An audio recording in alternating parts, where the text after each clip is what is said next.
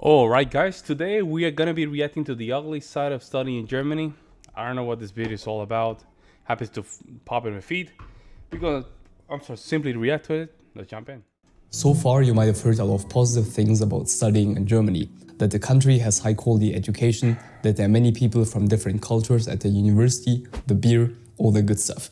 But on this channel, I want to be transparent with you. So here is the full picture, the ugly side of studying in Germany, and things you should know before studying here. So the first thing people are not fully aware of are the high academic demands in Germany. I also wasn't aware of this when I started my university journey here, even though I went through the entire German education system. I really didn't know how high the workload at a university actually is. And the German system is different compared to the ones outside of Europe, and you need to be ready for it. Studying at the university in Germany is not about memorizing things or standardized learning. No, you need to actually understand the subject to pass the exams. Here in Germany, we don't spend much time in class and much more time studying independently. At university, you usually have a lecture period during the semester where you can go and listen to the professors. You don't have to attend though, nobody forces you to go to the lectures, and nobody will check your name. I knew people who even went on a long vacation to Italy during that time. Then, at the end of the semester, you're going to be confronted with a 2-week hyper-stressful exam period. You have to become an academic weapon, a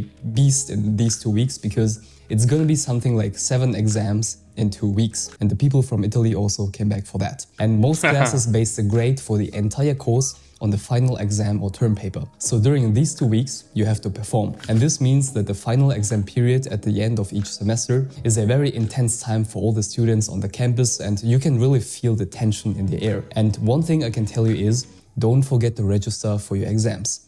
Like, seriously. Otherwise, it can get really ugly. The fact that you're registered for a course at university doesn't automatically mean that this is also the case for the exam. There were many issues in the first semester of my degree program because of this. So many people forgot to do that and had to argue with the Prüfungsamt later.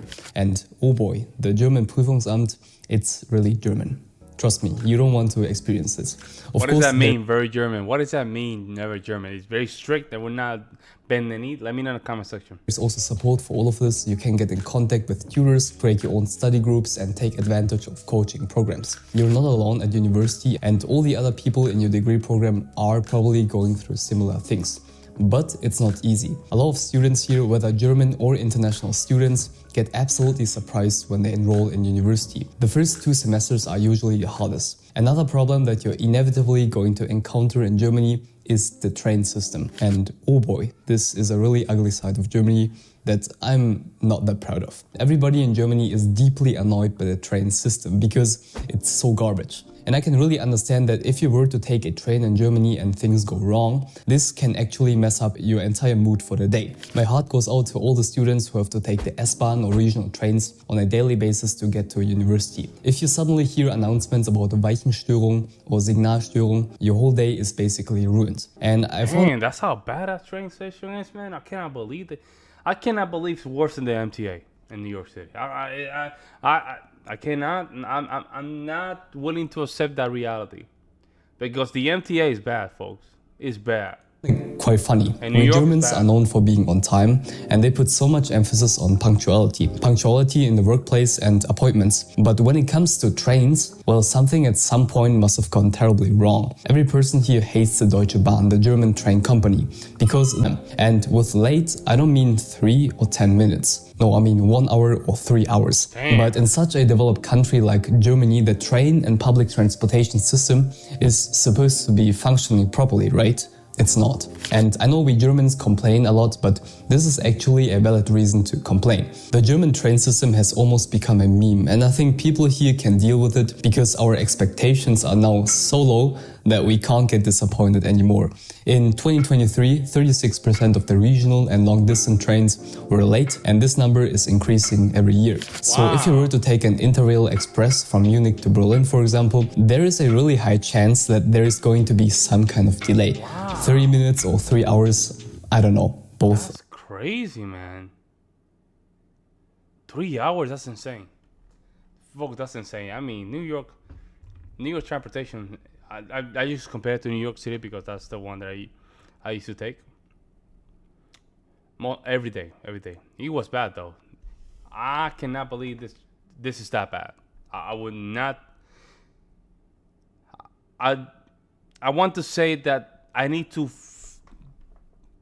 experience it to just give my personal view. Does that make sense? Are very common. In addition to all of that, the trains also love to strike. Apparently, it's normal to have strikes in Europe, and every other month there is a big strike in Germany. A strike means that the employees stop working to go out and protest for higher pay. And during a strike, no train or plane is operating and traveling becomes a giant nightmare. Germany has strikes because there are no automatic increases in wages if inflation is high. So every time the labor unions have to negotiate with the employers to get a wage increase. And a lot of the time the negotiations get so heated that the unions decide to strike. It actually happens more than you think. Sometimes it's the taxi drivers, then the airlines, and also the trains. Sometimes I wonder where my tax money is actually going. So next, let me address more or less the elephant in the room. You need German language skills in Germany, otherwise it's gonna be difficult. And I think every person who is living in Germany right now and watching this video can confirm this. For most people, the German language is key to being able to succeed here in Germany, both at university and in your job. Yes, most Germans can speak English, they're actually not that bad, but they actively avoid speaking it. Why speak a lot of English when you're in your home country, right? Good point. Sure, you can find a lot of English-speaking friends, and there are many international students, especially in big cities. But this means that you will also end up in a bubble. And I can speak from my own experience. Once you get too comfortable in any sort of bubble, stepping out of it becomes harder and harder. The competition for English top programs at university and jobs in English is also very, very high. Not many spots are available, but so many people go after these kind of jobs because, yeah, learning an additional language is hard. And a lot of people simply don't want to do that. But if you can speak German, your opportunities are going to increase like crazy. In life, you need to go to the supermarket, to the doctor, to the government. You cannot expect everyone to be fluent in English. And if you're living in a smaller town, it's even more important to be able to communicate in German at some level. You have to forget these movies where the whole world seems to speak fluent English. Reality here is far, far away from that, and many international students unfortunately learned the hard way after coming to Germany. And on top of that, for opening a bank account, buying SIM cards and all that stuff, you need to be able to understand German. Now, I know that many people struggle with these things. Even Germans struggle with it. So to make your life in Germany instantly easier, I have launched a 100% free online course called Germany Starter Kit. Inside of it, I will exactly show you how to set up your life in Germany, what bank account to pick, explain phone contracts, accommodation, and much more. Even if you have been living in Germany for years, you can still really benefit from this course. So far in the first days, more than 100 people have signed up and they absolutely loved it. So check it out, the link is in the video description. So another disappointing thing in Germany is the internet. In the past, I thought that the internet in Germany wasn't that bad, until I visited other countries and compared the global internet speeds with Germany. And oof, that was a bit of a shock. Apparently, Germany's internet connection is known around the world as one of the slowest and most unreliable in Europe. I cannot believe that. How?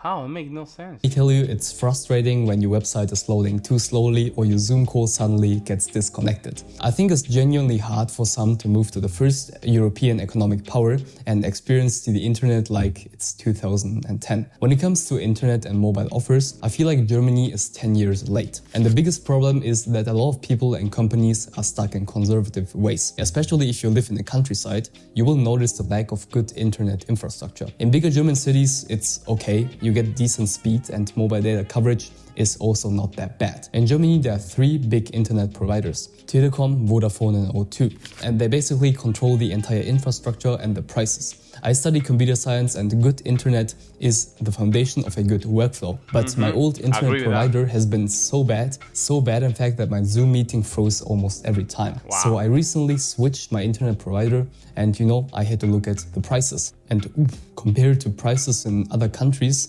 they are insane. And the same goes for mobile data. Picking the right internet provider in Germany is a whole different topic. I also talk about it in detail in the free Germany Starter Kit course.